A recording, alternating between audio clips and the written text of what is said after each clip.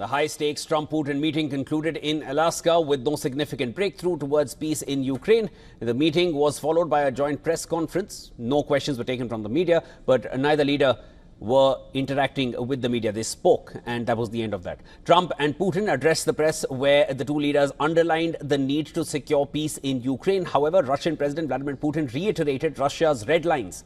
Putin emphasized that the root causes of this conflict, of this war in Ukraine, must be eliminated, and all of Russia's concerns must be taken into account. We're convinced that in order to make the settlement lasting and long-term, we need to eliminate all the primary roots, the primary causes of that conflict. And we've said it multiple times, to consider all legitimate concerns of Russia and to reinstate a just balance of security in Europe and in the world on the whole. And I agree with President Trump, as he has said today, that naturally the security of Ukraine should be ensured as well. Naturally, we're prepared to work on that. Putin red-flagged possible attempts by Europe and Ukraine to sabotage peace talks, and even added that he hoped there would be no backroom dealings or provocations by either to derail the talks. I would like to hope that the agreement that we've reached together will help us bring closer that goal and will pave the path towards peace in Ukraine. We expect that Kiev and European capitals will perceive that constructively and that they won't throw a wrench in the works. They will not make any attempts to use some backroom dealings to conduct provocations to torpedo the nascent progress. Donald Trump said that the meeting with Putin was highly productive and several points were agreed upon by the two leaders, but a few are still left, and some big ones. He also said that he would call up NATO and Zelensky, and ultimately it is up to them now to agree. I believe we had a very productive meeting. There were many, many points that we agreed on, most of them, I would say, a couple of big ones that we haven't quite gotten there, but we've made some headway. So there's no deal until there's a deal. I will call up NATO in a little while. I will call up the various people that I think are appropriate, and I'll, of course, call up President Zelensky and tell him about today's meeting.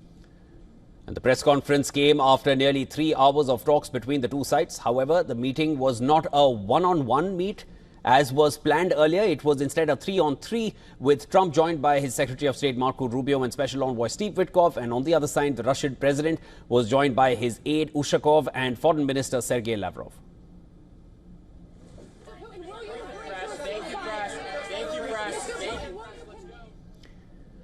All right, to discuss this further, I'm now being joined by Bishop Garrison from Virginia. He's a former senior advisor to the Secretary of Defense and current senior fellow and adjunct professor, National Security Institute at George Mason University Law School. Professor Garrison, thanks so much for joining us here on the broadcast. Always a pleasure speaking with you.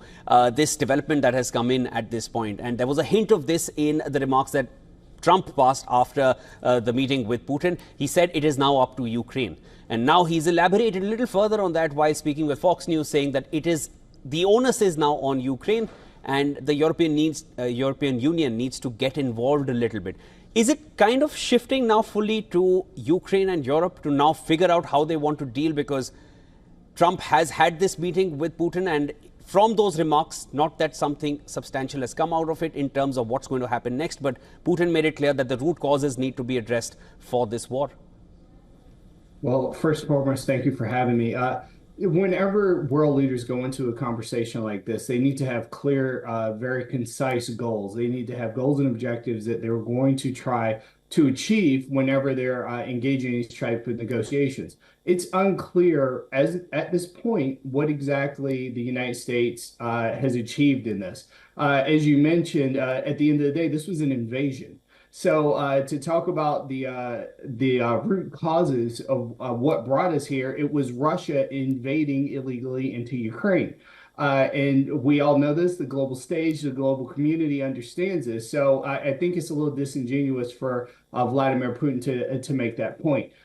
Further, in terms of, again, the concise and clear goals that are achievable in the situation, for Vladimir Putin, it was having this platform. It was the ability to stand up as though this is a legitimate war and make some of these claims and say that, then push the American president, push the Trump administration to say that the onus is now on NATO and Ukraine to come to terms with, again, ending a radical invasion of their sovereignty and of their territory. So I think this is going to be, in no small terms, problematic in that regard.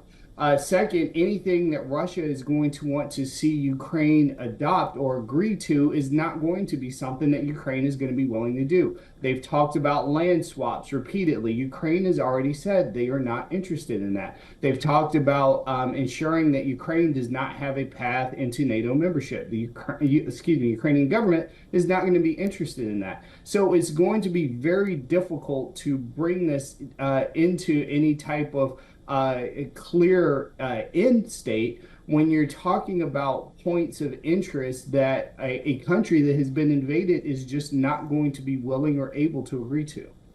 I hear your point, sir. Professor Garrison, this statement from the Russian leader that I agree with Trump, the security of Ukraine should be ensured and we are prepared on that. But then he also goes on to say that we expect Kiev and the European Union that they will not throw a spanner in the works and stay clear of backdoor meetings.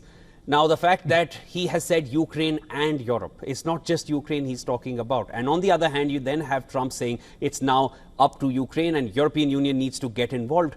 Is it, when you look at it just in the basis of these statements, Russia and US kind of cozying up together and now Europe needs to figure out what happens next? And in your appreciation, what do you read into this statement which came from the Russian president that they stay clear of backdoor meetings and throw a spanner in the works?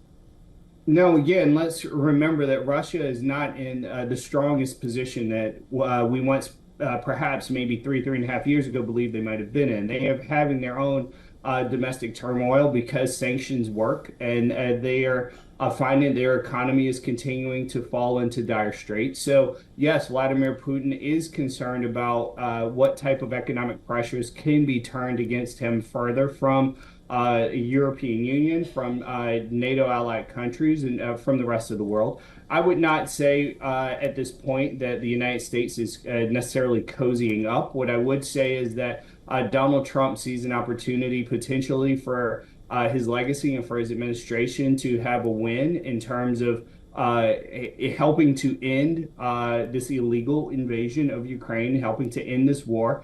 And he's trying to do what he can to take advantage of it. I think it definitely remains to be seen whether or not this is something that he can potentially influence. But at the same time, yes, Russia is very concerned about any type of unified effort from NATO plus outside other additional EU or allied countries in order to put more pressure on them. So yes, he is worried about what he would refer to as backroom deals, but as anyone has ever spoken to any type of senior diplomat or been a part of any type of diplomatic conversations or efforts, bilateral, trilateral agreements can tell you, a lot of the conversations that happen are in the hallways and on the sidelines, trying to work on the nuanced pieces of these deals in order to ultimately make them work for everyone, in order to find a proper compromise. So those types of conversations are going to happen, and it's going to be to Vladimir Putin's detriment, and he knows it. I hear your point, Professor Garrison. How much of a turmoil Russia is at this point, that's questionable because they continue to make inroads on the front lines in eastern Ukraine, and the war is well into its fourth year. Russia seems to be in no hurry to stop it at this point, but definitely Putin seemed very, very happy. He also said that this was going to be a war of days and weeks, and now we're entering into the fourth year. So we're into the fourth year. So let's keep that in mind. Yeah, definitely. But I hear your point, and that was Professor Bishop Garrison joining us from Virginia. Always a pleasure speaking with you. There will be lots more to discuss as those meetings and those corridor talks come in, and we would love to have you on the broadcast again. Thank you for having me. Always love being here.